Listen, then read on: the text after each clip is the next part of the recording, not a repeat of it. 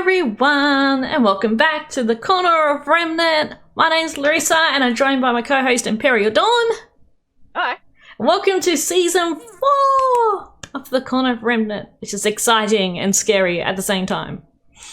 Well, I hope you're liking the new overlay. I scared you? How did I scare you? Oh, goodness. I think it's very pointing that it's showing the Joanna art at the moment on the overlay. You were doing stuff. New overlay, which of course Dawn made, and it's amazing. Hope you'll like it. Yeah, although I did manage to cut off my own head. We did realise, the Atlas is kind of cutting off Dawn's webcam a little bit. I have an idea how to fix it, but we'll have to wait till enjoyed what I'll look like if I was bald, basically, is what you'll get for this. Oh dear. Yeah, yes. So that's all exciting. But yeah, being season 4, so for those who may be watching this on YouTube, we will be streaming this live on Twitch. All the details in the description below. So stream live on Twitch, and then 24 hours will be posted on YouTube. So as we're recording this, we've seen episode 1 of volume 8, but chapter 2 hasn't come out yet. Chapter, volume, seasons mixed up here. Episodes. Because we and RWBY hate ourselves, and we're just going to make it more complicated. I for know. us, so. Because I keep calling it episode, but it's like chapter and anywho. So we haven't seen the second episode yet. It's just chapter. If you're 1. watching live and you have seen it, I'm going to call bullshit on that. As this new season, we'll do some quick introductions who we are in case you are watching for the first time. So my name's Larissa. I'm also known as Nerds of Oz. I'm a RWBY YouTuber, so I do reactions and other RWBY content on my YouTube channel. I also do cosplay, so I've done RWBY cosplays, a few others from Star Wars and video games. And I also stream on Twitch, so if you are following on my YouTube channel, you'll see I do play a lot of games, which are streamed live on Twitch and then uploaded on YouTube. So I do a lot of that as well. Over to you, Dawn. Hi. My name's Emperial Dawn. You can just call me Dawn. I am a RWBY fan artist, as you can, as you can see over there. All my work, every Saturday you'll see all the pieces I did throughout the week. I do about 3 a week, post them on Twitter, Deviant, and now Instagram as well. There will be spoiler related, as this stream is if you're watching live. So first members, hi. But they will include spoiler hashtags and all my stuff that is spoiler related. So make sure to, if you are following us on Twitter, to mute RWBY 8 spoilers, RWBY spoilers, and maybe just spoilers. Those are the 3 that I would typically use. Post fan art about 3 times a week. And I'm a very slow artist, so it's most of my time doing it. And here is the fur child. Yes. He wanted attention. Hi. What is it? You just want attention. We're busy. We're doing our podcast. Max cameo, yep. Still in the spotlight, yep. Right. As he always likes to do. Yes. And why we also do our podcast on Saturday for us is because we're not spoiled by chapter 2 because it hasn't come out yet. But we do post these on YouTube 24 hours later. So by the time it's on YouTube, the first episode will be out for everyone on Rooster Teeth's website, and then chapter 2 will be just out for first members. So yeah, please don't comment anything about chapter 2 on the YouTube video, please. So we do that so everyone can watch these, watch the podcast, and So this is simple enough. Thank you very much for anyone who watches us on Twitch or YouTube. And again, if you're watching on Twitch, assumingly you're a first member, and if you're watching on YouTube, you can watch the public releases that come out the week after on Rooster Teeth's website completely for free. Yes. Don't need a membership. I don't think you even need to be signed into the page to watch them once they come out the week after. Yep. Okay. And I will put all the details in the description below if you're watching on YouTube. Yep. Thank you everyone who's supporting us. Thank you everyone who's supporting Rooster Teeth. There's also Rooster Teeth's Extra Life stream this week. So if you'd like to donate to a cause, us, or probably a better cause, Rooster Teeth's Extra Life thing. I have my Extra Life RWBY pin from a few years back. So I wear this all the time. So I'm a big advocate of Extra Life and RWBY, and Pokemon as well. Has also Extra Life is amazing. So if you want to support all the above, if you can, and all the other things going on in the world at the moment, be good. Just be nice to everyone. Yes, absolutely. But enough political, economical, and all the other stuff all aside. Above. Let's get into RWBY Volume 8, the intro, which is publicly released already. Oh, is it? Oh, cool. Well, awesome. not on YouTube, but you can it's on the socials. Oh, okay, yeah. So, actually, I did notice they did release a couple of GIFs and things, so yeah. Yes, there are a few GIFs and stuff along the Rooster Teeth RWBY official account as well. So we'll be discussing the opening, which, according to sources, Jeff still doesn't even have a name for yet. Oh, doesn't he? It was a bit hard. I've seen people calling it different things. Yeah, I've seen it called The End. I've seen it being called What We Love. And there's a few different working titles in there, but I don't think Jeff has it quite. The End is the one I've seen most often, as Shinu mentioned there. Yes, though it's also possible that because we only get such a small part of the music from the actual song, it's very possible the name's actually relating to footage. Well, not footage, music we haven't heard yet. So that could also be, why they haven't released the name. But it's also possible Jeff just hasn't come up with a name for it yet. I would typically lean towards more the latter, because it doesn't like the title of a song. I don't think means as much, really. Yeah.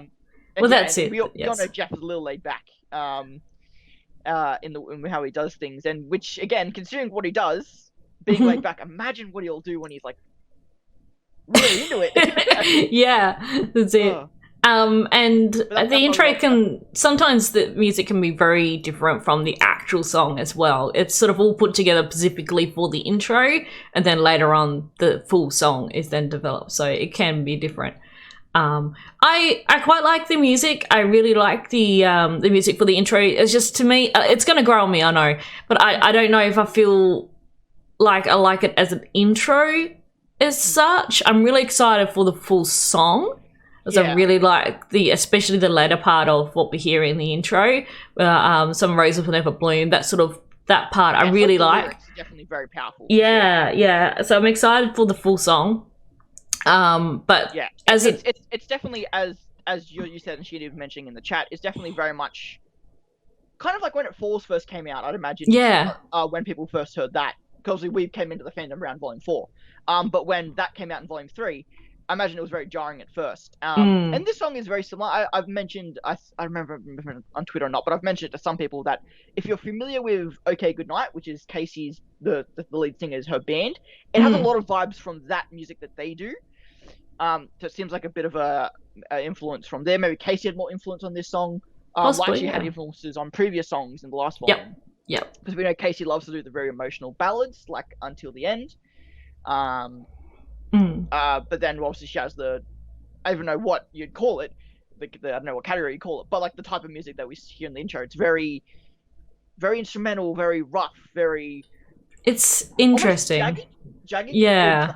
In a sense, I wouldn't say jarring. I don't think that's fair, but just jagged in terms of it's all over the place in a good way. Yeah, it is. But it can be very like in your face. Yeah, for sure. But the more times I've listened to it, like again, I've had it on repeat. I've been listening to it. Definitely learned to love it a lot more. I think it was Sir and Madams. I always forget the name of their YouTube channel, but they posted the just the music, so not the actual intro clip, but they had it with lyrics as well. So I recommend watching that a few times if you want to learn the lyrics as well as get used to the song. Sir and Madams, yeah. That's it. Yeah. It's similar to me to, even to this day, Let's Just Live, the Volume 4 intro. I still think that's a great song. Not a good intro. Yeah. I don't like the intro of Volume 4. Really visually or musically too. I like the visuals for this one. There's parts of it I'm a little unsure about it. Definitely where it says the roses will bloom, where everyone freezes and walks across the screen. I like it, but I'm still a bit like. Yeah, but I think that's just a matter of, again, we're in the COVID times. Everyone's working from home. Yeah. We're not going to be so picky. Like I will say that, it seems like some scenes lingered a little longer than they should have. But some scenes went through a little too quickly. It might make more sense once we get through. I'm going to forgive them for that this year more than any other time, because you just gotta get the product out there. It's a longer volume than we've had in previous years. Yes. There's gonna be stuff like that, and again, as long as the story's good and the fighting is good, Yeah. then I'll excuse some lingering shots or animations or however you. Did like with the start of the intro showing sort of Atlas as it is and then it ruins. I really like those contrasting. I really love the parts where it shows the four girls and with the sort of like before and after, and I've seen a few things on Twitter, the hashtag RWBY before and after. RWBY. Thank you very much. A lot of RWBY fan art is they're doing their OCs in that same sort of way, which has been amazing. So I definitely recommend checking out that hashtag if you haven't yet on Twitter. And I love also the jagged outline of the weapons and stuff. Yes, at the end. At the very end. I'm not sure what exactly that's symbolizing. It's because there's a lot of emphasis on the weapons in this. There was. Intro, and I'm curious if we're going to get some weapons destroyed, some weapons kind of like... It was interesting too because it showed Ruby and Weiss's weapons together, then Blakey and Gang's weapons together, and at the end it showed like the neon sort of like outlines of them against the black, which was really cool. I like that. And then just Crescent Rose in the snow with the rose petals, and which as Kelly and I mentioned in our reaction, it sort of reminded us a lot of the Red trailer. I think we mentioned that reaction. We definitely mentioned it after watching the episode. Yeah. I mean, and that could be almost symbolic of, a popular theory is that, Ruby and Oscar are going to get like kidnapped this volume. Yeah. So that would be quite symbolic. Like the Red trailer, you have Ruby and the Scythe and the Moon. Now, if she gets kidnapped, you have just the Scythe and the Moon remaining, kind of thing. Again, I'm sure there's a lot of like crack theories and stuff we could come up with. Yes. And stuff like that. Apparently the team was doing a watch along for the Volume 8 Episode 1 today. Oh, like yes. Terry, Eddie, and some of the writers and stuff, and producers on the show. And they were again mentioning how people like Cal and Arnold just tend to go crazy and grab these theories and just lose their mind. Like the Atlas Ball, like the shopping montage from last volume. Yes. And it's just like, I love how they just like, where do you guys get this shit from? So, it's going to be a VOD later, so extra V8 content. Nice, awesome. I assume they'll be on their website. Yeah, that's cool. I was wondering. I assumed it would be, but that's cool. That's going to be VOD. That's awesome. I'll try and watch it later. It's like the commentary, but now we're getting it so much earlier. Yeah. So that's awesome. Now they're cool. doing all the streaming from home stuff and the watch parties that they've been doing. With HBO Max now they're doing it with some of their own stuff, obviously to hype up both RWBY and RWBY Zero. That's awesome.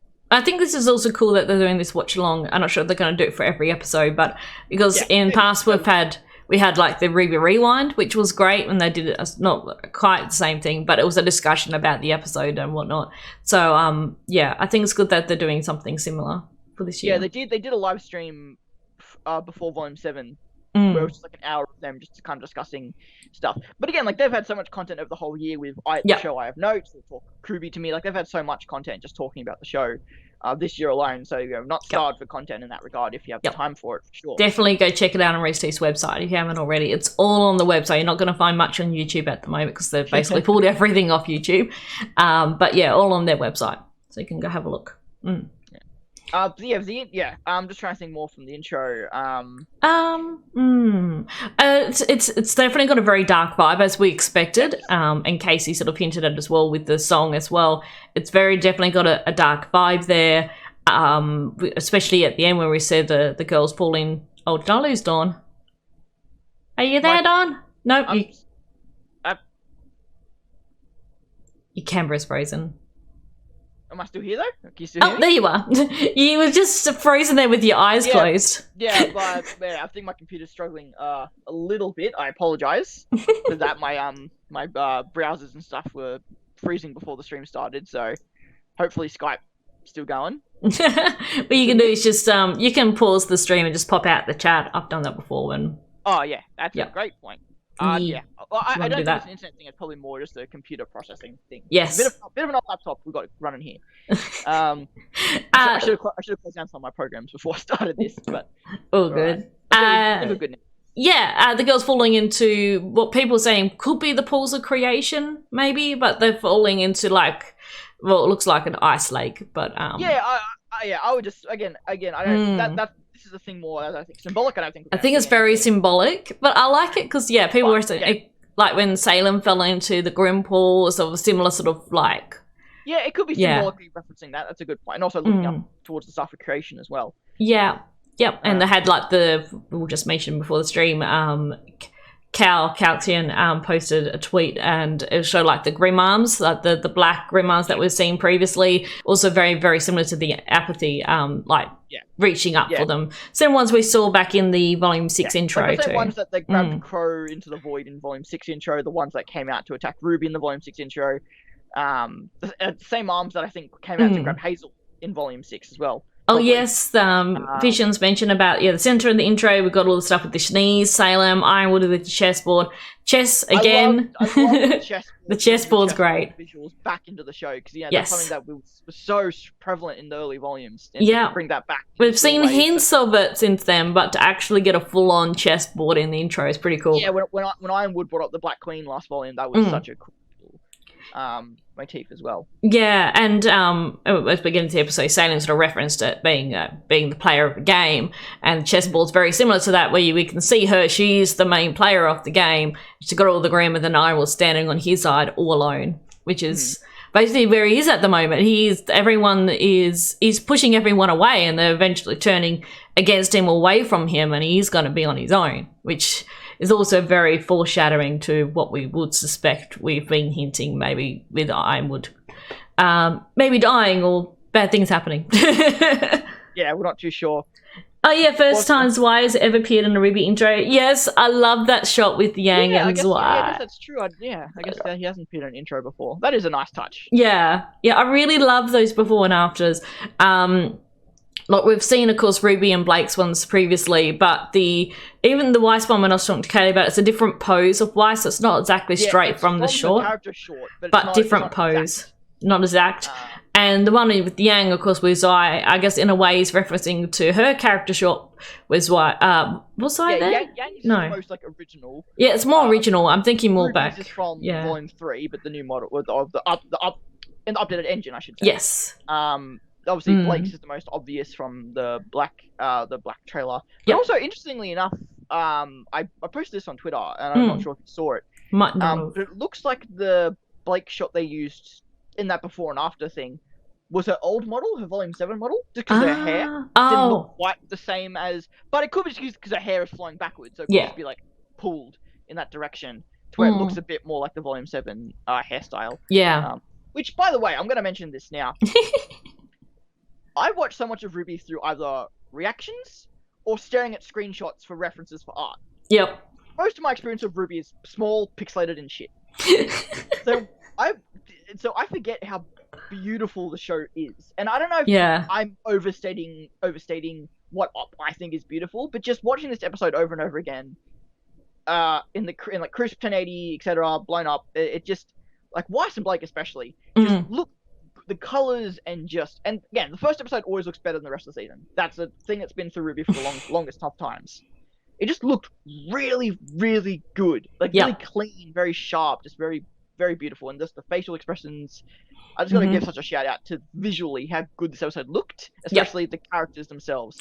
Yeah. I wanted to mention too, and going from that is in this episode there was with, I'm going to delve into the episode now too.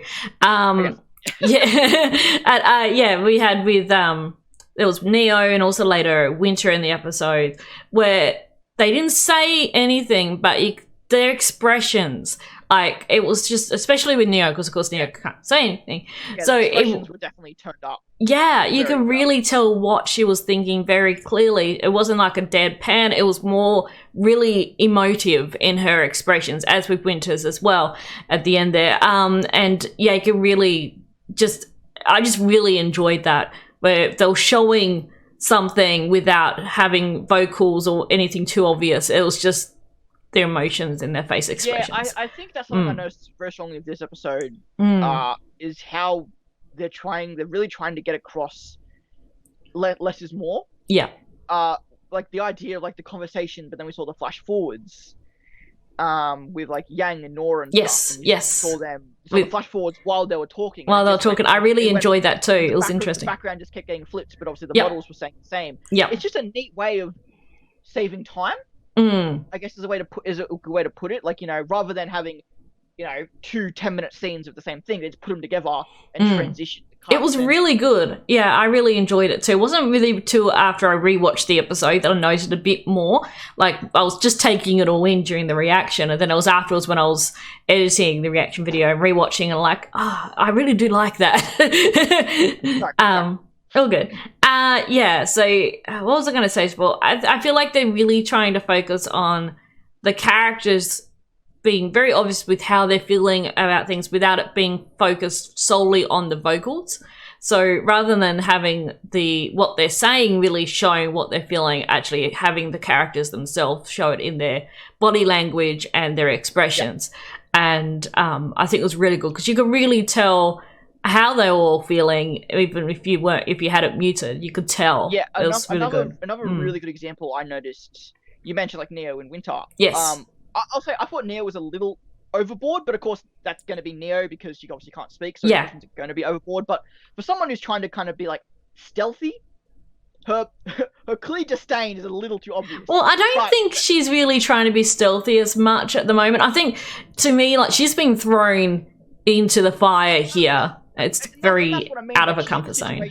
You think she'd be a bit more reserved because of how intimidated she would be, or like I said, like again, trying to look like she's playing the part. It just came off a little too strongly for me, but that's the slightest. I'm thinking too that Neo and Cinder didn't really discuss this. So when Cinder got the lamp and that we're going to Salem without really Neo actually like having a proper discussion, okay, we're going to meet Salem, this is what we're doing, etc. Like, we're going. So she's just tagging along, really out of her comfort zone, doesn't know who these people are, and they're talking about her rather than to her. So and again, I guess that's where my thought was. I was assuming that she was going to be a bit more, like I said, reserved, but she wasn't. She was a bit more like, oh shit. So again, that's just my assumption, clouding my perception of that scene. But on a positive note, Salem's expression when she saw the relic, reminded me so much of when she saw Ozpin again for the first time, or Ozma for the first time again, where out in the woods, and you saw her eyes light up. The exact same expression when she saw the relic, and I love that detail. Whether it was intentional or not, it was just her just like the brights of her eyes just grew and lit up. Well, I don't think she was expecting to see the lamb. I think if anything, she might have expected Cinder just to come back with the Winter Maiden powers, maybe, but not the lamp. Well, as we saw later, I don't think she would have been happy to have seen that. No, maybe not. But it's probably what she was expecting. Like a chess game, she has everything. She's planned everything out. She knows what she's doing. Very Palpatine in that sense. For a Star Wars, especially if you've seen like the Clone Wars, especially, you just see this person in the background who knows everything, and you just like, why? How do you know everything? It's so enjoyably frustrating. And especially frustrating to Cinder, especially. And of course, to start off the episode, jumping to that,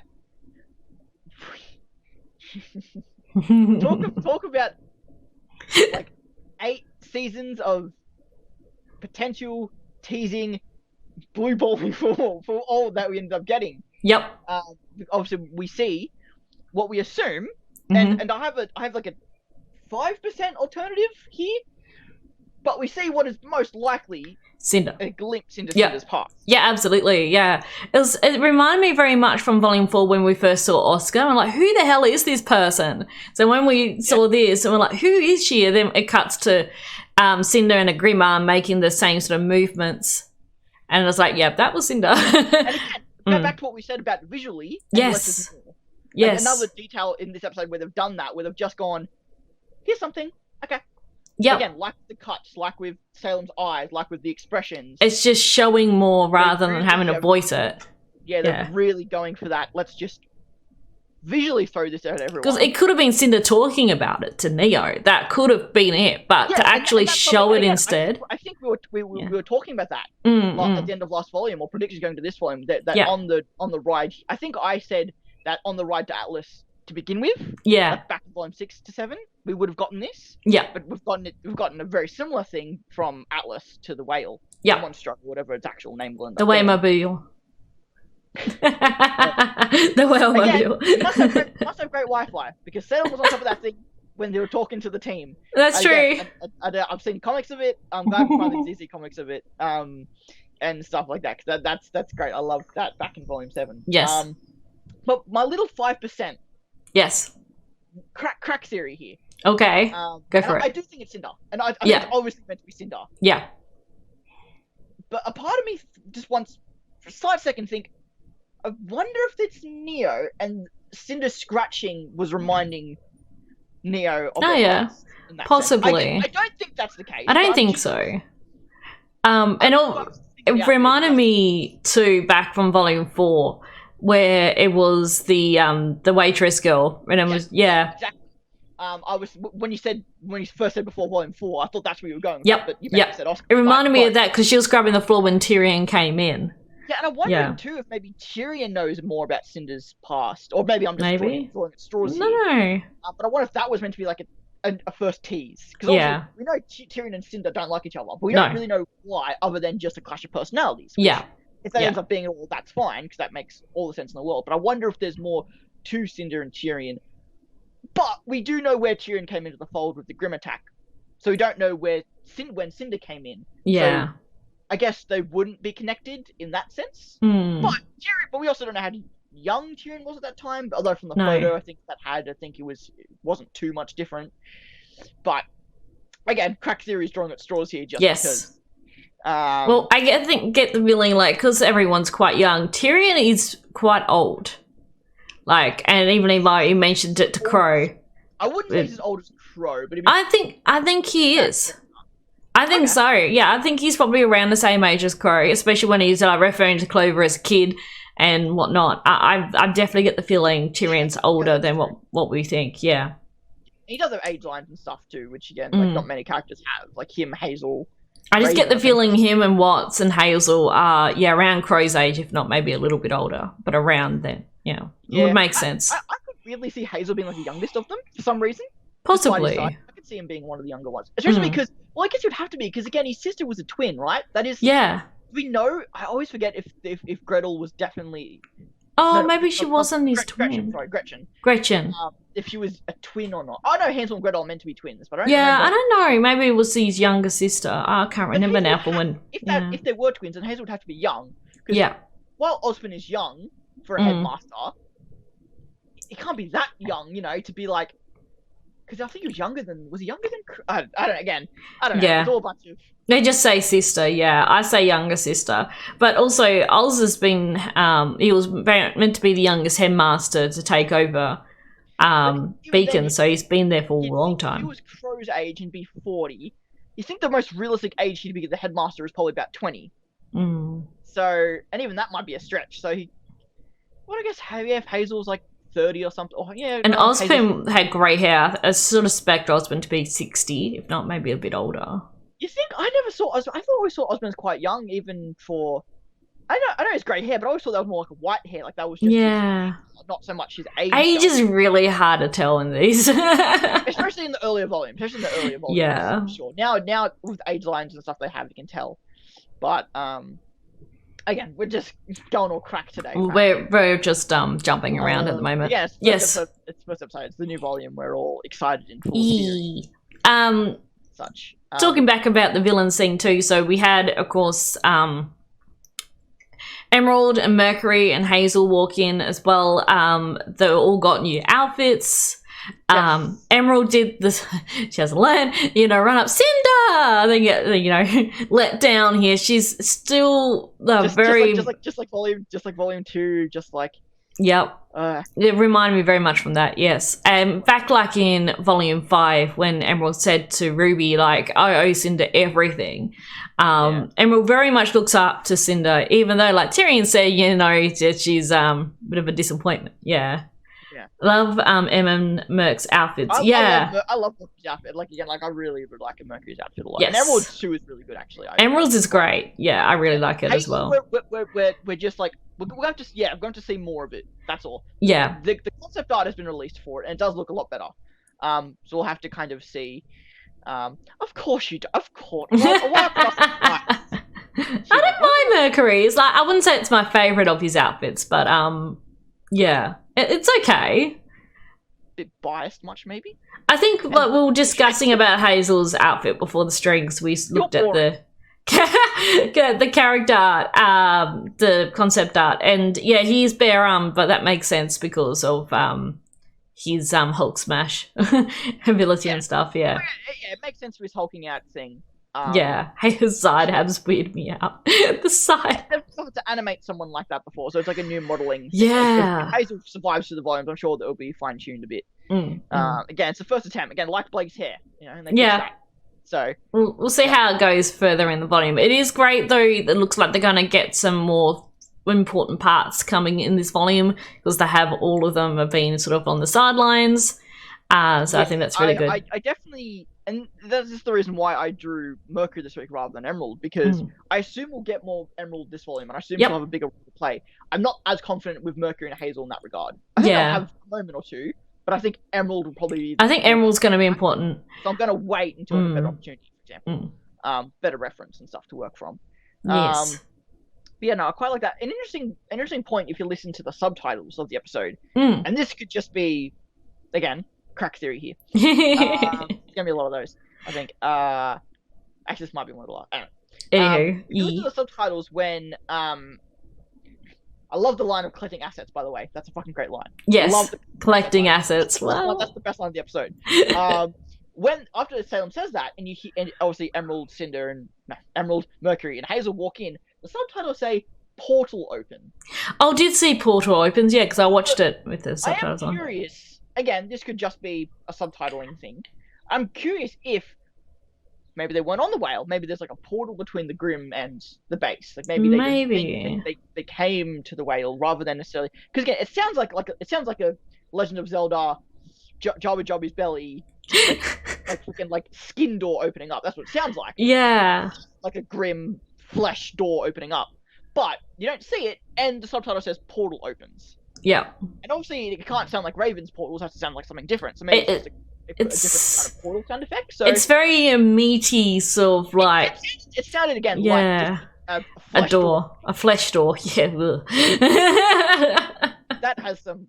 I'm not going to even go to that. No, let's just skip over that. I'm not going to go down that rabbit hole. But yeah, I'm just very into the fact that it said portal opening. So I'm curious if that's just. But again, a portal cross would be another word for a door, not necessarily a teleport.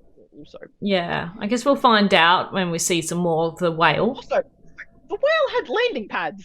It did. It was so weird. I just said like it's its ribs, and that's just like an aesthetic. That's what it looks like. But the fact that I saw that, I was like. It is very much like a big sort of battle spaceship thing, but a whale. It's so funny that was more funny to me than it should have been. But like you mentioned too about again, like this was Salem's game to play. This was again, you're worth more to me than a pawn, but you're still not the queen, you know, in a sense. And like, I haven't told you to get the maiden powers. We don't need to get the maiden powers right now. You got the full powers, and that didn't get me anywhere. So let's, you know, we got the relic of knowledge. In her head, you know, I have everything planned out. I know everything. Yes. As far as Salem's concerned. So it's just like, you know, I know you want the powers, but I don't want you to have the powers yet. It's weird how it also seems to have sea-like abilities. Yeah, so she sort of Salem placed her hand on the chair, or sort of like, or the throne, communicating to the whale too. It's really cool. Yeah, I love how like kind of like it became see-through, and you could see Atlas, and you could see the hard light shields of Atlas too. Like which I think we saw in concept art from Volume 7, like all like some landscape pieces and stuff. We never saw it in the show. So it's cool to see that like all those towers and stuff are like a massive hard light shield over the city. But again, as Armin says later, those won't hold forever. No, they won't. I think moving on from the villain scene into the scene, of course, what we saw with Oscar down where we know now is the slums underneath. It took me too long to see the bare hands, or I guess actually it was Badger hands. Badger hands, yeah. Yeah, I thought it was really good. I liked him, and let's like force the soup, and I was like, "Here, have it, Mr. Mole Hands." Yeah, I love that character. He's great. it gave me. Is it Oliver Twist? No, that's not right. What's the Please Sir Can I Have Some More? Oh, I know what you're referring to. I can't think of it. It gave me vibes of that over the Yes. It gave me like vibes of that, like the guy giving him the soup. Kaylee, can you let Max out, please? He's sitting staring at me. That's like.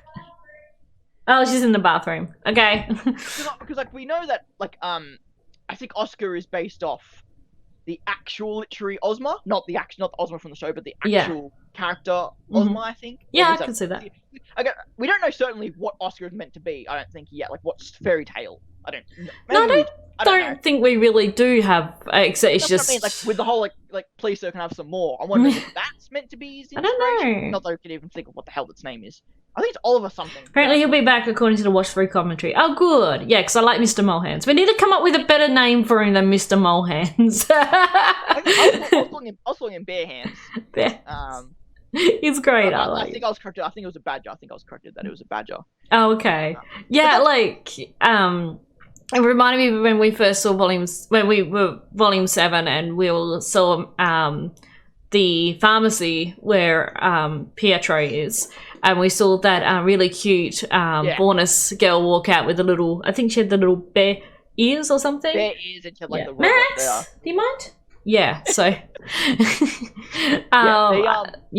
did a pretty good job in Volume 7 of keeping certain characters around just as background over and over again. So I think they'll probably do the same thing with here, especially again if they're evacuating the city. Same with other Faunus where the human trait is completely replaced, like Fiona's sheep ears. Yeah, because Blake's got normal ears as human ears as well as Faunus ears, whereas in this case, or like Arastra Sky from the Grimm campaign, she has cat legs. Rather than like an extra, she has like just like cat legs. Yep, it replaced the human legs. More specific than that, what kind of cat? Is it a jackal? No, it's not a jackal. It's something similar to a jackal. She has like really skinny, like kind of like jumping cat legs. Serval. That's the one. Yeah, Serval. Yeah. It's cool because a lot of the Faunus we've seen in the past have had additional Faunus traits. Like Velvet with her ears as well. Like they've had additional Faunus traits. We haven't seen many where they're actually replacing the human parts with Faunus parts. I didn't even think about that. Thanks, Kaylee. About Fiona until you guys mentioned that. But she obviously doesn't have human ears. She has just a sheep ears. Yeah. So this guy is of course. I was say cow. I feel like that's insulting. It's like there's nothing wrong with being a cow Faunus if you're a cow Faunus, but sheep. Sheep. Yeah, so that's really cool. I liked him, and of course RWBY came and picked him up. But that's the slums underneath Atlas, and that's where they want to evacuate everyone. I don't know if I feel really good about them evacuating everyone into the crater beneath Atlas. I mean, obviously there's that risk there, obviously. But I think they handled it pretty well. Like, obviously the Hobby Hunters don't know about the suffocation, that kind of stuff. And like that whole kind of thing. And but again, like it makes sense. Again, without heating, you need to take people somewhere because somewhere warm. You can protect people from the Grimm as much as you want, but if everyone's going to die from the cold, that's something you have to fix. You can get everyone to somewhere warm, then you can defend from the Grimm all you want. So I think I would have done something similar. I think that's still it makes sense. That's still the smartest idea. Yeah. And again, with Penny, there's no way for the Atlas to fall. Yeah. Obviously we have the. I don't know. Again, I don't know if Atlas. I assume it's directly above the crater. Must be because Oscar fell down there. So yeah. Well, not directly because obviously Oscar fell to the slums, and that's not in. That's next to the. That's not in the crater. I thought it was in the crater because they're referring about to the slums in the crater. The crater is just the crater. Like I don't think there's anything in there. I think it's just. I don't know. Maybe there's mining facilities in there. I can't quite remember. Yeah. But I think it's on the outskirts of Mantle and the crater. I think is. I guess we'll find out. But yeah. Obviously there was a big hoo-ha about like, oh, Oscar separated from the group. Oscar separated from the group, and it's like, they probably would have seen the guy falling. Maybe. Or they just heard about a boy who fell down. They track him down and find him and stuff, and yeah, and I've no problem. I can imagine some people being like, oh, well, we're separating them. If he's gonna put them together, but I didn't mind. I quite liked it. I like how Oscar told Osborn basically to shut up. It's like, nope, I'm not telling them about you. We still got issues to deal with here. Also, shut up. I do what I want. the perspective of like, again, more lying, more keeping secrets. Yeah. But this situation, I'm not. I think for Oscar, I have no problem with Oscar doing that. Yeah, I think in this case it's more Oscar's trying to deal with Oz in his own way, and there's too much going on. He doesn't want to burden the others and have them maybe not trust him as well with Oz. So he's just like, no, I'm going to deal with this in my own, and then I'll tell them when I'm ready, sort of thing. Yeah. Yeah. Before we get into more of like the Team RWBY stuff, I also want to give a good shout out to Joanna. Yes. As a character who didn't really get much last volume and had a very good start this volume, I thought. With her and May was there too. And I love obviously Caden. Every time I see her on Twitter, she'll freak out of May and what she's got planned for this volume. Wait, she said there's a lot of May, and Joanna did say hundreds are going to be a bigger part this volume. Which again, without Caden saying that, I wouldn't have believed that. I didn't think that was going to be a thing. But it's cool they start off this way to kind of give you that impression. No, the Happy Hundreds are going to be around this volume, and it's going to be. They're not going to be throwaway, like just like the Aesops. You know, they're still going to be relevant. And they're helping to evacuate Mantle down into the crater. And so they're going to be helping the Yang team. I will not mention the name of the team. The fandom has given that team. Oh no, really? I haven't seen it. Give us Joanna Semler. She's my favorite of the designs currently. I imagine we will get there. And like I said, May and Joanna. It was a great start for them. Yes, I think. Yes. Dog's barking. I hope you can't hear that. I can hear it. It's not too bad though. Yes, that's one of my dogs. Well, not my dogs, but that's my anyway. But of course, then we move into all the Team RWBY stuff, which you mentioned earlier, like the great transitions and cuts and stuff. I love that storytelling idea. It saves so much time, gets the story across well, and also because one thing I will note to say here that a lot of this episode we didn't see much of the stuff that was teased. No, so we saw a bit. That's a really good sign. Again, and we do know Kerry did mention that they had fully completed up to 4 chapters before the volume started, which he said was best they've ever done before. Yeah, that's awesome. Which I know seems like crazy. Yeah. But remember, that's for like the rest of the volumes could be animated. They're basically a month ahead. Well, what I mean by that is like they don't just do one at a time. No. They do like animation, then they do effects, then they do sound design. Like I'm sure most of the episodes are done to a degree. There's not fully completed. There's a lot that goes into each one. Different areas too. What I'm saying is, I'm not saying that they've done 4 episodes. They've done 4 episodes and a lot of everything else. Yeah, just 4 episodes are like ready to be published almost. Yeah. Before the episode started. So anything got teased, could be up to episode 4. I assume we'll get a lot of it next episode. We did get a lot that we saw in the teaser and trailers already, which was good. Like we had the shot with Graham, the shot with Yang.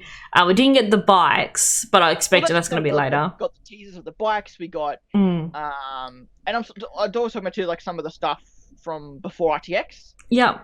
The mobile app teasers that people got out of the apps and stuff. I don't remember how they. Oh, was RWBY's group Rainbow? Oh my god, I love that.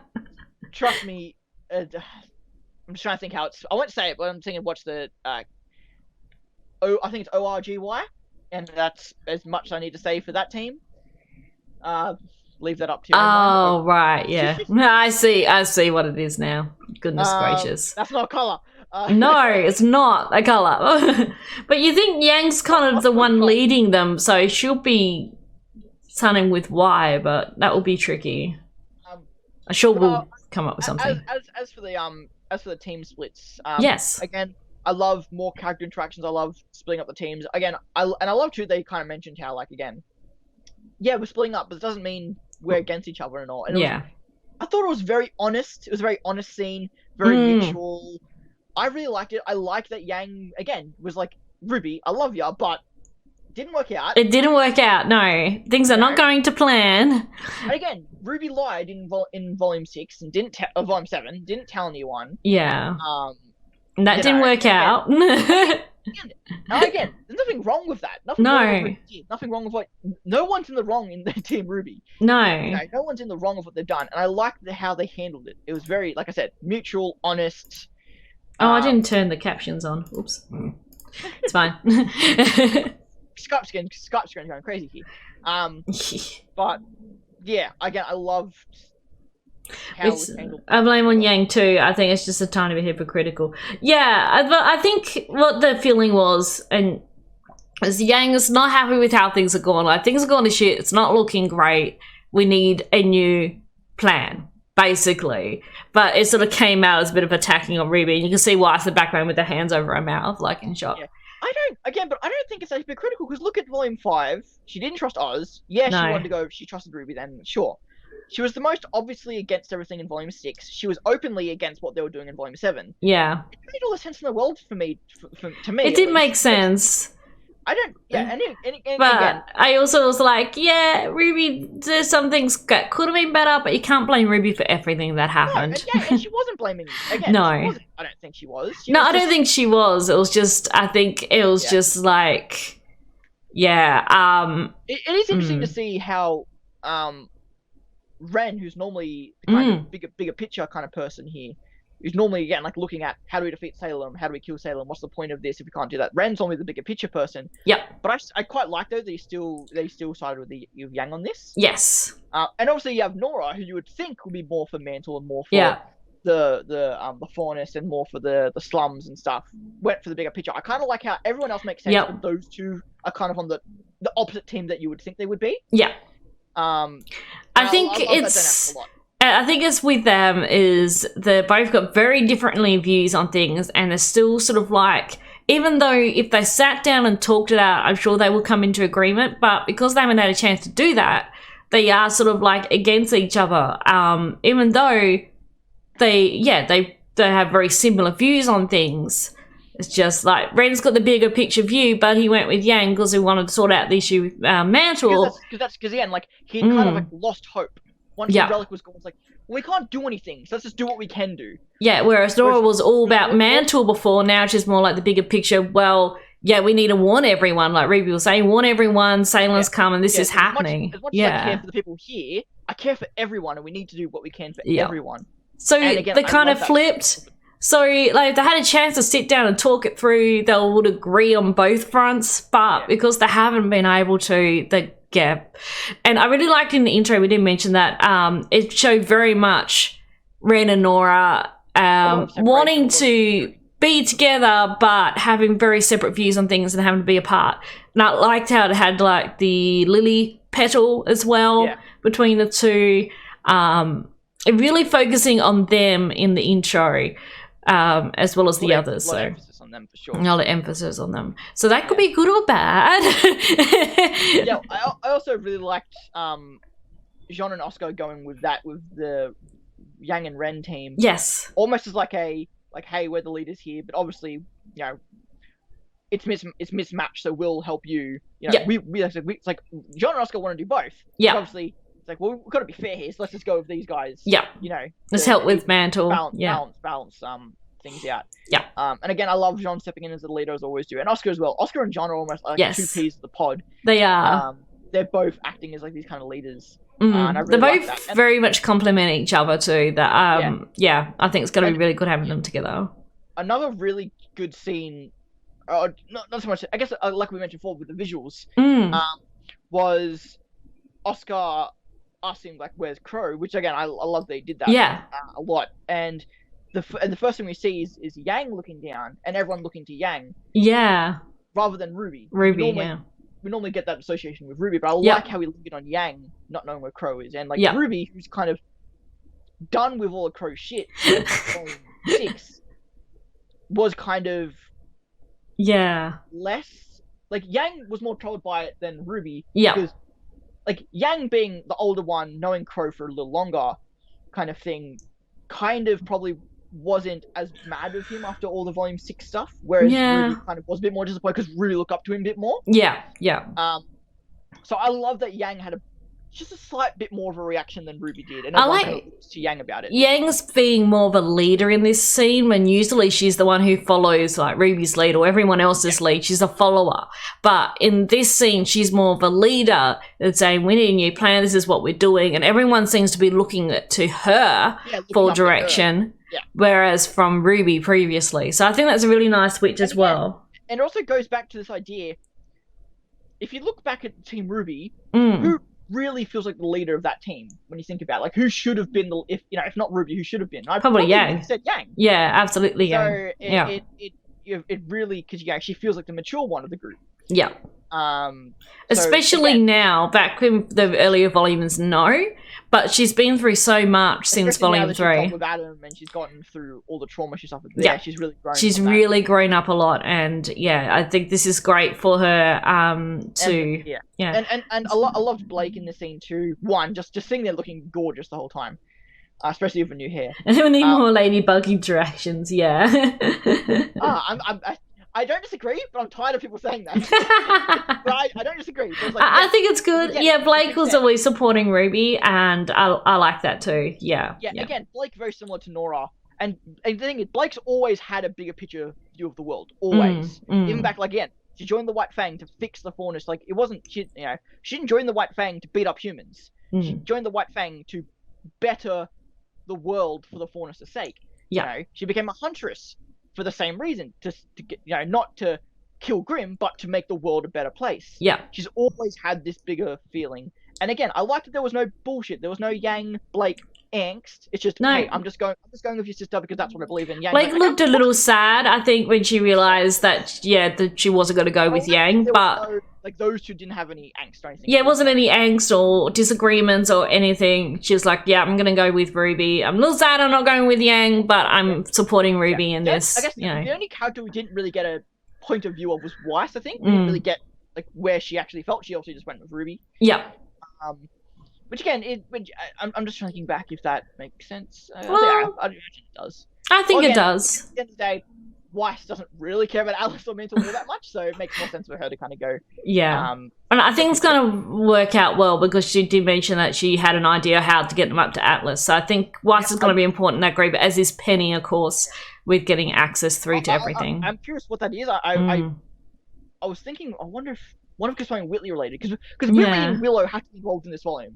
We saw them in the intro, so yeah. As almost absurd as that feels like, considering the stakes and what we're doing here, we're going to get some more Schnee family stuff. Yeah. And also we saw Jacques in the trailer as well. Pigeon, exactly right.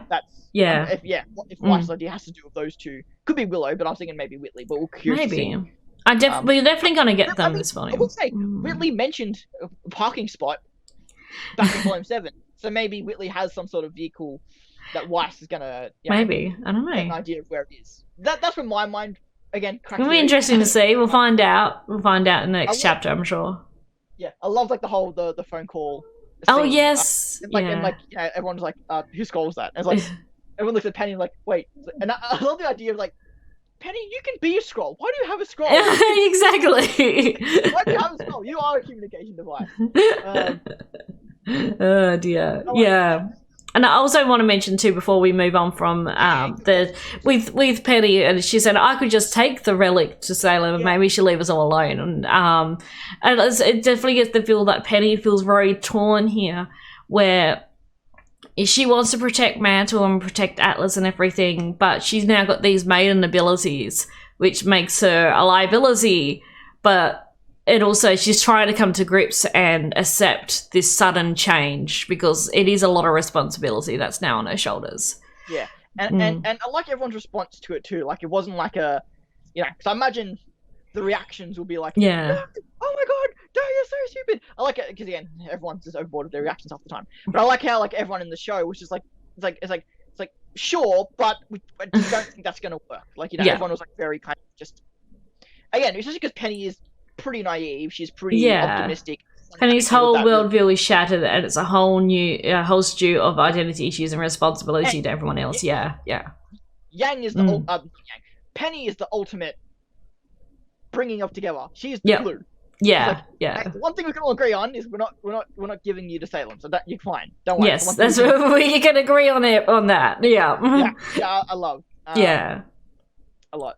And I love the RWBY and Penny hug after the Ironwood call too. Yeah, I mean, I'm sure RWBY's really supporting her here. Yeah. I'm sure a lot of people, and again, I like to look at things the best way. Like I'm looking at the Ironwood thing and thinking there's some genuineness to it, but again, maybe I'm being gaslit. Who knows? I think he was, casting the line, trying to get Penny to come back to his side, so he's got the Maiden, in control of the Maiden, because he's now lost control of the Maiden powers. So that is an issue, and of course, especially with her being able to open the vault. But I do appreciate, even if it is manipulative, I do appreciate that. Well, that didn't sound good. I do appreciate that he at least asked. Cool. Thanks, Bishan. He didn't try to kidnap Penny. He didn't try to go take Penny. He at least gave her a chance. Yeah. Again, devil's advocate, optimist here. I think he was sort of like throwing the line out there, but it wasn't like he was trying to capture Penny. It was more like, I need you, Penny. You need to be with me, sort of thing. And Ruby's like, nah, she's not going anywhere. Bugger off. I do like that. That like Nora was the only one that kind of had a visually. Yeah. Ironwood. I like that everyone else was kind of a bit more like just cautious. Like, let's see where this goes. Yeah. But then obviously, Ruby stepped in and was a bit like, no. But again, at the same time, obviously, like, again, I don't disagree with Ironwood and what he's trying to do. No. Like, he is right in his own sense. Obviously, yes. Big thing from last season. Like, everyone thinks what they're doing is right. Yep. And obviously, Ironwood's questionable, obviously. And absolutely. I will say, obviously, stuff that he does in a little bit, I think it's a bit of overreaction, because if you go back and watch Ironwood the entire season, that's not out of character at all. No. What he did. No. You know, again, if you're one of my men, I would have you shot. Yep. That's okay. Yep.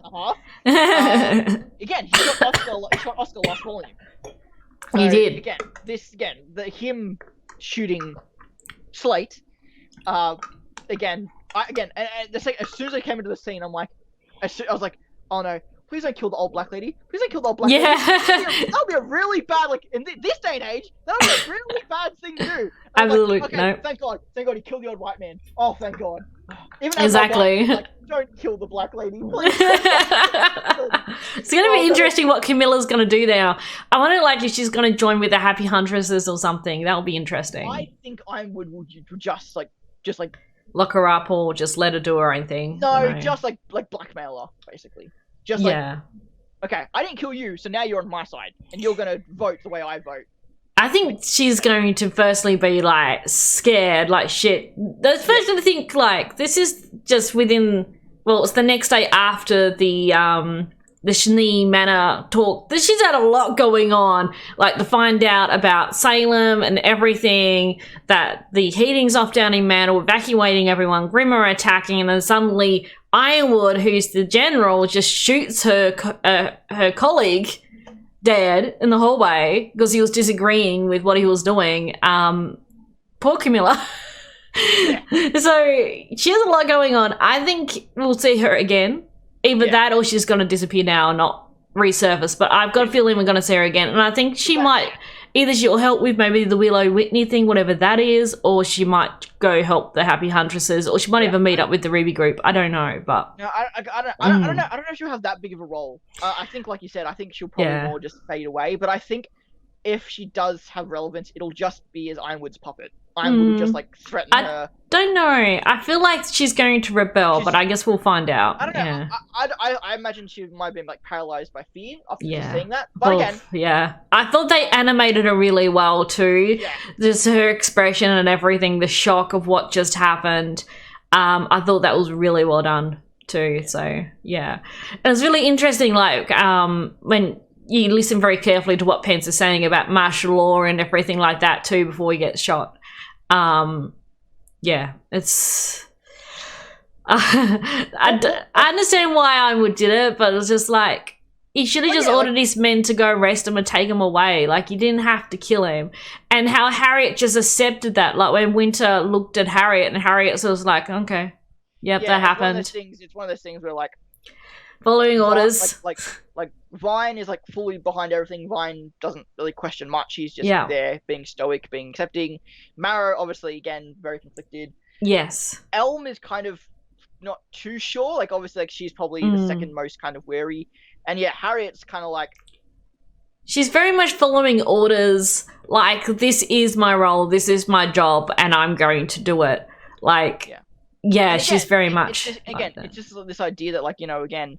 they're following Ironwood. They know what Ironwood's capable they of. trust Yeah. that Ironwood's doing what's best. So getting someone out of the way that's going to prevent him from leading. They want Ironwood to lead. Yeah. And that's fair. But obviously, the way he's going about doing it is obviously the questionable thing. And obviously, that will lead to Marrow's questioning. Obviously, Winter is a bit more questionable. I don't know if that was a look of like, what have I done, or this is a look of more like, I hope he knows what he's doing. Yeah, and maybe even thinking back to her conversation with Weiss, when Weiss was saying, like, do you think Ironwood is doing what is right, or he's doing what he feels is right? And I think Winter might start questioning things like, is actually what Ironwood doing the right thing? Again, I've said it 100 times, like, Ironwood and Raven to me are very similar. Yeah. In regards of, like, doing what they feel is right. Yeah, to protect their people. Yeah, I just hope they don't push the Ironwood loses his humanity metaphor too much further, because the point's been made. Yeah, well, he's replaced his other human arm now with a bionic arm, so it's definitely replaced. So now has 2 metal arms. How much humanity's left? A part of me would really like... I've thought Yang, maybe Crow be better.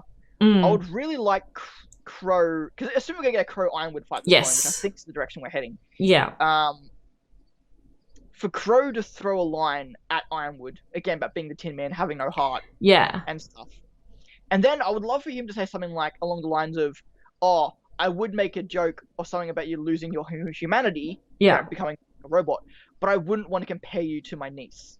And kind of like, because again, this idea of Ironwood losing his humanity by becoming more robotic is a sensitive area to touch when you compare it to real life people who have to go through this kind of thing. Yeah. So it's a very delicate subject. It is. I would love if they compare it to Yang and say how, well, like, look how human she is. Yeah. Despite this, she isn't losing her humanity about it. No, gosh, no. She's become more human. She's matured. She's become a better person for it. Yeah. So I would love, if they're going to go into that metaphor more, to then that be brought up to compare Yang to Ironwood in that regard. Yeah. Of how, like, look at this good example of someone, quote unquote, losing their humanity. Yeah, but like I said, I don't want that metaphor to be pushed too much further, because we will get into some bad territory if we keep doing it. In this day and age, back in the day with Darth Vader and stuff, that was less of a thing, but nowadays you can't really push that metaphor. So everything can be very sensitive. Obviously, these days, everything can be taken bad, so you've got to be a bit more careful. Whether that's right or wrong is, again, to each individual. So the only thing left, really, I'm sure we've skipped over a few things, but obviously, back to the trailer, we obviously saw that last scene with Salem with the relic, and what I'm going to assume now this sword is, I assume a jackal of some sort. Some sort of... like dog or cat hybrid thing with ears. Maybe it's blind, so it can only see through its nose. Yeah, that's true. I think... Raven's doing is more selfish than what Ironwood's doing, sure. Yes, she is, definitely. I think that's fair. Yeah. Still trying to protect her people, but also being very selfish about it as well. Yeah, with Ironwood's being a bit selfless, but then, like I said, losing his humanity in his selflessness, in a sense. But obviously, Salem wants to, we assume, most likely get Oscar at this point. I like that she did say, the more I think about it, because again, I mentioned it last time, that the whole bring him to me was like, okay, well, that's a very much on the nose, that's a bit too much. Then I thought, but she obviously wouldn't know what to call him right now. No. Him actually makes more sense, because... rather than saying Ozpin. Ozma, Ozpin, Oscar, and that whole thing's always been a bit confusing, like why she calls him Ozpin and not Ozma. So it'd be very interesting, again. So I guess the whole him thing actually makes a bit more sense now that I think about it. Yeah. And we'll see how that goes. Again, like there's been a lot of theories of Oscar being kidnapped, being taken by either this jackal with wings or a Trex, or it takes. Maybe it leads the others to where he is, because then Tyrion or Hazel or the others could then capture Oscar, maybe. Maybe, yeah. I think the trailers assume it's going to be a groom that takes him, but. Yeah, I think it would make sense that the groom will track where he is and then lead the others maybe to capture him or something. Not sure, but maybe. Yeah, I'm not like you said before, or like I said before. I'm not sure how much like Hazel's gonna really have a role. Obviously, got a new outfit, so that's a pretty good sign. Yeah, but also like Tyrion, I'm not too sure if Tyrion will have too much of a role. It is interesting again, like hey, how he mentioned the whole necessary sacrifice. Yeah. Which again reminded me immediately of obviously Volume 5, and Ilya and stuff. Obviously it's not like connected, but I still love that that's a subtle reference to that. All Yeah. But I love that, like the whole Tyrion, like necessary sacrifice. Hope Neo isn't another one. Yeah. I like Cinder's also like, oh, shame Watts didn't make it back. Like, Yeah. But it also makes me think maybe, in a way, Watts is where they want him to be, like for Salen's plan. Like, I have a feeling that having him there is going to be useful for her. So, but at the same time, I'm interested if I wonder if that's a sense, because Tyrion always said necessary sacrifice. So I wonder if Tyrion thinks that Tyrion's either playing Cinder and just saying, "Oh yeah, Watts is gone, Watts is dead. You don't need to worry about him." Well, like trying to not let Cinder in on the plans, just in case. Or if it's again, as far as Tyrion's concerned, Watts is dead and Tyrion doesn't care. Yeah, it could be either. I definitely think from Salen's point of view, she's going to have some use for him being there. But yeah, I guess the fact that the whole plan, in a sense, was to get Ironwood, the Seer Grim. So it would make sense then for Watts to then be in the. I will say, again, like I said, always trying to defend the story from the character's perspective, even if they're right or wrong. Ironwood going out of his way to killing Slate and Oscar, but then he didn't kill Watts, is a little bit of like a. It is a bit, yeah. Like he could definitely have dropped Watts in. That's a bit confusing. So, if I'm going to nitpick. Though I also think with that, like Watts, that was before he saw the he knew about Cinder being in Atlas. It was before seeing Salem, so it was before all of that. How lost he is. Because at that point he was actually seeming to go down a good path, like he was accepting of everything and working with Robin. He hadn't lost his mind yet. He hadn't lost that point. It was when he returned to his office and saw the chess piece, that's when everything went downhill. Yeah, and also too, whereas Oscar and Slate, they have no value to him in a sense. No, it's true. Like he doesn't. You could say Oscar might. You could say Oscar does, but that's a whole other thing. But like Slate didn't have any value to him, whereas again, as we saw from the trailer, clearly Watts still has value to him because his security is beating up Watts. So clearly he kept Watts alive because Watts can tell him stuff. Yeah. So that might be the reason why I left him alive. Yeah. More so than just a sense of honor, which I guess we kind of assumed. But now it's more like, well, maybe he actually wants to get some information out of him. That's why they kept him alive. Whereas Slate doesn't have anything to offer him, so he's just a roadblock. Yeah. But I think we probably should wrap it up there because we have gone over time. Not by much though. Not by much. No, that was good. So if you're watching on YouTube, be sure to leave comments below. Any questions you have, of course, don't mention chapter 2, and we'll answer them when we can. But next week we'll be discussing chapter 2, so we'll be doing these every week now whilst RWBY is on. And there's also the Boopcast, so Kaylee She Noob's podcast, which is on now. So that will be happening as well. Yes. But thank you all for watching. I hope you all enjoyed. I enjoyed discussing it all. It's been good. Yeah, no, I really enjoyed this discussion. Yeah, it's been good. I hope you guys all did too. All hail the great one. Yes, and my speech. Oh no! How's your leg? There you go. You couldn't really see her because she was kind of covered by your Oh yeah, she was too. Yeah. And then you can see Penny. Yeah, I moved the webcam just a little bit so you could see them both there. And there's Pocket Neo. Hey. And we'll see you all for next week when we discuss chapter 2. But so enjoy. Yes. Yeah. Oh, you were going to say something? Sorry, Don. I was going to look up, see if the thumbnail was out yet. Have a quick look. But my browser crashed. So I don't. As long as Skype's still working, it's fine. Yeah, that's fair. Did you want to look it up or not, Ro? Again, my browser's not working. Never mind. That's all good. We'll leave that. We'll discuss it next episode, whatever it will be. Yes. And thank you all for coming. We enjoyed discussing amongst ourselves. Thanks, Fishin, being in the chat. yeah, great. And Kaylee, when she was here. Great addition to the chat. Yes. yeah, I hope to see you guys back next week when we watch this on Twitch or YouTube. Yeah, thank you so much. Thank you all for watching, handing over, because I'm going to go and host Kaylee. So stick around if you want to watch the Boopcast if you're on the watching on Twitch. Some more discussions, probably some different opinions than us. Then yes. By all means, go ahead and head over to that. Myself and Kaylee are quite opposite now in terms of absolutely. Our opinions on stuff. Yeah, so and we'll be on the Boopcast at some point. I love the show, of course, but she definitely has some opposite opinion. Again, I'm the devil's advocate. She's devil's advocate the opposite way. Yes. Yes, thank you all for watching. And we'll catch you all next time. Thank you. Bye.